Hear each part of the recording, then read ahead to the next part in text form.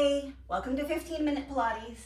Today's focus is going to be how to work both sides of the body. It's going to be kind of a little bit of an anatomy lesson, actually. We're going to warm up our back, kind of give ourselves a massage here, circling our legs around. This is just our little warm up to get ready. But we're going to do like back and front, okay? I had a question the other day about how to balance out the front and back of the body. So we're gonna pretend like we have two weights here, or we're doing a chest press, and we're gonna inhale and exhale. And you can grab yourself some weights if you want, so you can feel this a little bit better. But basically, as we push, we're working our chest or our pec muscles and a lot of other things, but I'm gonna simplify it. Let's just say we're working our chest here as we push forward. We're also working the back of our arms, the back of our triceps, as we straighten out our elbows. As you go up and as you go down, you're using the same muscles, but just in a different way. So it's a concentric contraction here and an eccentric contraction here. They're both important, and oftentimes people focus on the push up and then just let it drop on the drop down, but you can have an even cadence, and that's an interesting challenge. Okay, so you probably don't feel much if you're not using weights. So now let's use those same muscles, but with the weight of our body. So we're gonna use the same muscles as kind of like a chest press, but we're pushing our floor or pushing ourselves away from the floor. Inhale, exhale, inhale, exhale. Again, we're working our pecs, we're working our triceps. There's a lot of other muscles working too to stabilize. In the past, we've talked about the importance of stabilizing at the core, but this is a little bit of a different anatomy lesson. Okay, so that was working the front. Now let's work the back of our shoulders and the opposite of our chest. So lying on your stomach, bring your arms out to the side, hover your face off the ground, pick up your hands and lift up and down. Now, you can have small weights here, little 2-pound weights, or if you can imagine yourself sitting at a machine doing a row motion or a fly motion, that's what would be working these same muscles. We're working in between our shoulder blades here and the back of our actual shoulders. So in between the shoulder blades, we have those mid traps and the rhomboids and the posterior delt, or both posterior deltoid. And you can get different parts of those muscles by changing the position of your arm. So if you're here and thumbs are up towards the ceiling and you're lifting up and down now, this is a challenge to get all this range of motion while you're lifting a weight. So even if you're just trying to lift and it's not going very far, that's okay. So we might be getting different portion of the traps here, maybe a little bit more focus on those lower traps. And now bring your arms to the side, pull your shoulder blades slightly towards each other and lift up and down. And we're still getting in between our shoulder blades here, but slightly different, and you're still getting your triceps working here. So that's not opposite of the tricep work that we were doing earlier, but similar. Okay, so now back onto our backs. We are gonna curl up. Put your hands behind your head, elbows in your peripheral vision. Take a breath in, exhale, curl up. That's about as Pilates as we're gonna get about it, except for me thinking about what parts of our body are moving. So we're thinking about our ribs sliding down. And what is attached to here would be your abdominal muscles. So you have your obliques diagonally crossing like an X along the front of your body below your ribs, and they're actually attached to the ribs. They help slide them down. Straight down the middle, we have a rectus abdominis, and it's curly as that's the six-pack muscle.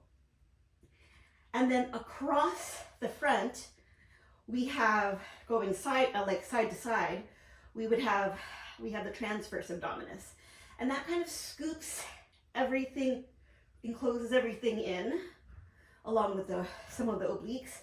And so when I say in Pilates to not let your belly pop up, it's in an effort to get you to use your transverse abdominis. All right, let's do opposite now.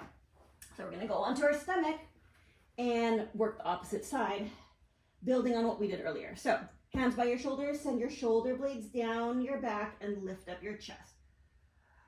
And then come on down. So usually when we do this exercise, I'm talking about giving yourself some support from the bottom so that you don't have too much of an arch at your back. So that's an important aspect of this. But the prime movers are your paraspinals that run down the length of your back. The important part about this in Pilates is to get some segmental motion, get some chest opening and upper back extension. And for me, most importantly, is support from underneath so you don't get too much pressure at the low back. But again, the primary movers are those long, strappy paraspinal muscles along your back. All right, now back onto our backs. Let's work our glutes. My favorite way to work on glutes is one leg crossed over the other, and then you can pelvic tilt to initiate and then lift up and come down, or you can just push and come down. So we're gonna do, we're at 4 now, so we're gonna do 16 more so that you can feel your glute max working, the big glute muscles in the back.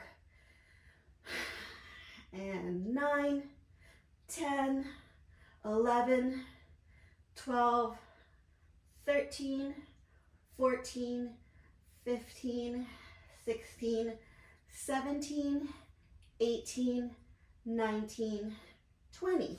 Other side. So that glute max, it does a lot of things, but primarily it extends your leg behind you. But the way we use that in life is to kind of like push off that leg, like push off the ground to propel you forward. Or this lowering down part of it, when the glute max is working to lower yourself down, that's something that you would use when you're jumping, for example, and you want to catch the fall of your jump so that it's not a jarring motion for your body. Your glute max can catch you as you fall. All right, let's do 5 more. 5, 4, 3, 2, 1. All right, so the other side of your glute max would be everything that brings your legs up like this, right? So let's work that. So we're gonna lift and lift. Again, like we've talked about before, we're staying in neutral spine. So another anatomy lesson, the home base position of our back would be with our sacrum, which is our back pocket. The bone between our 2 back pockets is on the ground with a little bit of an arch at the lumbar spine.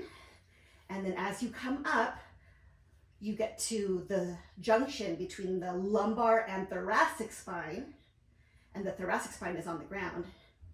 And then you have a space underneath your neck, that's your cervical spine, and then the base of your head or your skull is on the ground.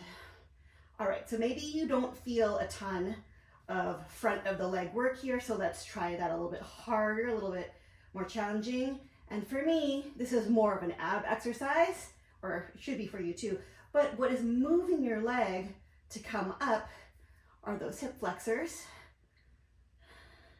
And let's make it a little bit harder now. Straighten legs, lower one and pick it up. Lower the other and pick it up. And again, it's a bigger challenge to your abdominals to keep you from arching your back as you move your leg around. But what is lowering and lifting your leg is the front of your thigh. Let's make that a little bit more challenging for here. We're gonna hold this position, alternate kicking your legs. So we're using our hip flexors to keep our thighs close to us. And we're also using our quads quadriceps muscles at the front of our thighs to straighten out our leg, and it can also help to keep our thigh close to our body. Let's do 2 legs at a time. 6, 5. Hopefully you feel the front of your thighs working now. 3, 2, and 1. All right, let's go to the side body. So in a long position here, elongate the top leg and then send it slightly behind you and lift it up and down. So now we're using the side of our thigh and the side of our butt. Our gluteus medius is what we're targeting here. It's the primary mover, but we also have some support from the rest of our body. So if we didn't use our core, we'd be flailing around a little bit. We wouldn't be able to balance in this position. We have our quads still working to keep our thighs straight, but they're not the primary movers of the leg going up and down. Now keep it lifted and circle it. 8, 7, 6. So we get a little bit different angles of our side glute muscles, but also we're using our core to not have us fall forward or back. Okay, so just for illustration or like anatomy lesson sake, we're gonna do the muscles on the opposite side of your glute med by flipping over. So we have that same leg that we were working on the bottom now, and we're gonna lift it up and down. So now we're working our adductors. The motion when your leg moves away from your center is called abduction with a B, abduction. And then when you bring your leg closer to your midline, it's called adduction, A-D. So that kind of makes sense, right? Because you're kind of like adding your leg back to the center. Now lift and circle. Oh, something in my mouth. That was gross. All right, 5, 4, 3, 2, 1. All right, swing back to the other side. No, we stay over there. All right, we're gonna do the abductors of the side. So lengthen through that top leg, bring it slightly behind you and lift up and down. So when I say slightly behind you is because different muscles are working when you're back here versus when you're a little bit forward. And you might be able to feel that the muscles kind of shift a little bit forward in your hip when your leg is in the front. And then when you go back, it's a little bit towards the back of your hip when you're in the back. And right now we are working that glute med towards the back. All right, now we're gonna, circle. 8, 7, 6, 5, 4, 3, 2, 1. Now we're gonna flip over and we're gonna do our adductors on this side, lift up and down. We have a lot of adductors, and they don't get a lot of attention, I feel like, in the PT world. But I guess they do get a lot of attention in the Pilates world. We have adductor longus, magnus, brevis. We have pectineus. They might be missing something. Yeah, but yeah, we have a lot of big muscles that bring your leg inward. And now circle it. 8, 7, 6, 5, 4, 3, 2, 1. All right. So last bit, I think, we did talk a little bit about the triceps that straighten, and then they have biceps that bend. It's a little bit hard to do without weight, so we're not going to do that. But the one bit of our body that we haven't done is the lower leg. So you're going to put your legs in front of you like this and lift your toes up and down. We just got a drum kit. It's over there. Well, I think you can see it maybe, or you used to be able to see it in the previous video. And that bass drum, you know, everybody in the house, their shins are getting sore because we're doing this motion with the bass drum, trying to like pretend that we're drummers. None of us are really drummers. But yeah, so you can feel your shin working here. Not a lot of people exercise this muscle on purpose, but you might start to feel some tightness here when you're doing other activities. Some of it is from overly pounding on the ground and not controlling your landings very well, but some of it is because this muscle needs a little bit more work. So that's something to see a physical therapist, by the way, if you're feeling those like shin pains, to kind of work out what's going on there. All right, so now we've done the front of our lower legs. Let's do the back. We're gonna stand up and we're gonna do our calves. I'm gonna go up and down.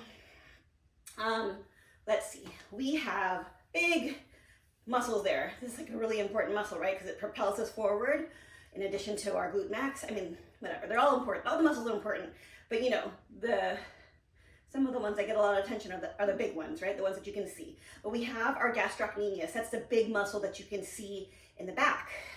And there's two heads, right? So if you look closely at someone who has a lot of shape to their muscle, you can see that there's like kind of two heads to that gastrocnemius, and underneath there is a longer flat muscle called the soleus, and we're going to work that now. So gastroc isn't working much now when we bend our legs because the gastroc goes up and behind the knee, and now it's kind of like in an unadvantageous position to work. So now we're working lots of different things, but we can also assume that our soleus is working harder now than it was before.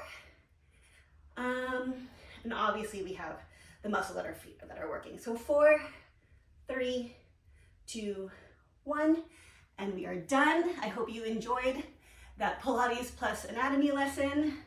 All you pre-physical therapy, athletic training, med school students out there that are watching, especially my daughter, who is pre-health career of some sort, probably med school, and my office manager who's pre-PT. I hope you guys enjoyed that, and all the rest of you too.